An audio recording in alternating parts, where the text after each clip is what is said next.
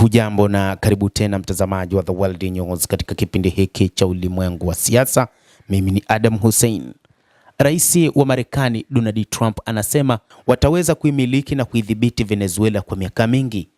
Kulingana na rais huyo wa Marekani ambaye amesema mipango yao ni kuona kwanza wanahakikisha wanarejesha mafuta yao, ambapo wamesema kwamba lazima wahakikishe wanapata mafuta ya mapipa milioni 30 au milioni 50 kwa siku. Ni jambo ambalo lipo katika mipango ya rais wa Marekani Donald Trump, namna ya kuifanya Marekani kuwa kubwa tena kupitia uchumi wa mataifa mengine. Na sasa rais huyo wa Marekani ameona njia pekee ya kuhakikisha uchumi wa Marekani ambao umeyumba kwa namna moja ama nyingine ni namna ambavyo ataweza kudhibiti uchumi wa Venezuela ambayo inadhibiti asilimia kubwa ya mafuta ulimwenguni. Kulingana na rais wa Marekani Donald Trump, udhibiti wa Marekani kwa Venezuela unaweza kudumu muda mrefu zaidi kuliko mwaka mmoja, amesema katika mahojiano yaliyochapishwa siku ya jana Alhamisi na gazeti la New York Times. Rais huyo wa Marekani, moja kati ya malengo yake ambayo aliyataja hata katika mhula wake wa kwanza ni kile alichokisema Make America Great Again, yani kuifanya Marekani kuwa kubwa tena, ambapo ni kwamba atatumia kila njia kuona ni jinsi gani ataweza kuhakikishia ulimwengu uchumi wa Marekani unakuwa na unaweza kuimarika kwa namna moja ama nyingine. Marekani wakati huu imeingia katika migogoro na mataifa mengi duniani. Ili kutengeneza ukubwa wa Marekani, rais wa Marekani katika sera zake za kigeni amekuja na mambo mengi wakati huu.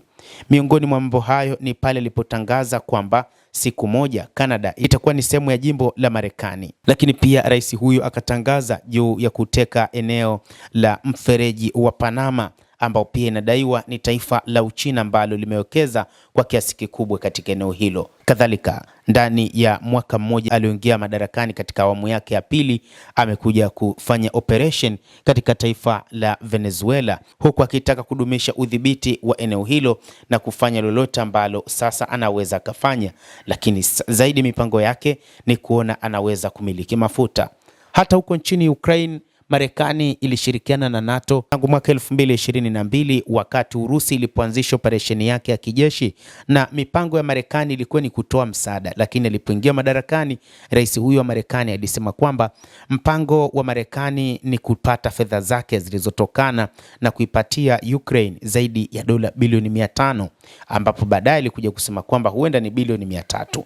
Zaidi aliamua kusema kwamba Ukraine haitoweza kulipa fedha hizo isipokuwa tu itazilipa fedha hizo kupitia rasilimali zake, hasa rare earth, kwa maana ya madini adimu yaliyopo nchini humo. Lakini kumbuku, madini adimu kwa wingi yapo katika eneo la Donetsk ambalo lipo chini ya mamlaka ya Warusi. Kwa hiyo rais wa Marekani Donald Trump akaona hawezi kupata madini hayo, na alitazama ni wapi angeweza kuyapata madini ya rare earth, kwa maana ya madini adimu.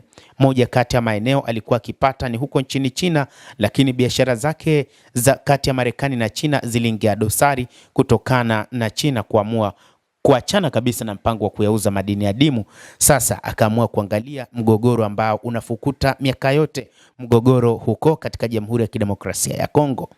Wakati baadhi ya mataifa ikiwa ni pamoja na Qatar na hata ya hapa Afrika yakiendelea na upatanishi, aliamua kuwaita viongozi wa Rwanda, Rais Paul Kagame, na rais wa Jamhuri ya Kidemokrasia ya Kongo, Rais Felix Tshisekedi, ambapo alikaa nao meza moja na kusaini mikataba ya kumaliza vita. Lakini mikataba hii, moja kati ya matakwa ilikuwa ni yeye kupata madini adimu, na kasaini mikataba hiyo. Hata hivyo, licha ya kusaini mikataba hiyo, bado nchini Jamhuri ya Kidemokrasia ya Kongo waasi wa M23 wameendelea kufanya mashambulizi ya raia, na kwamba kumekuwa na wakimbizi wengi kutoka nchini Jamhuri ya Kidemokrasia ya Kongo walielekea huko nchini Burundi.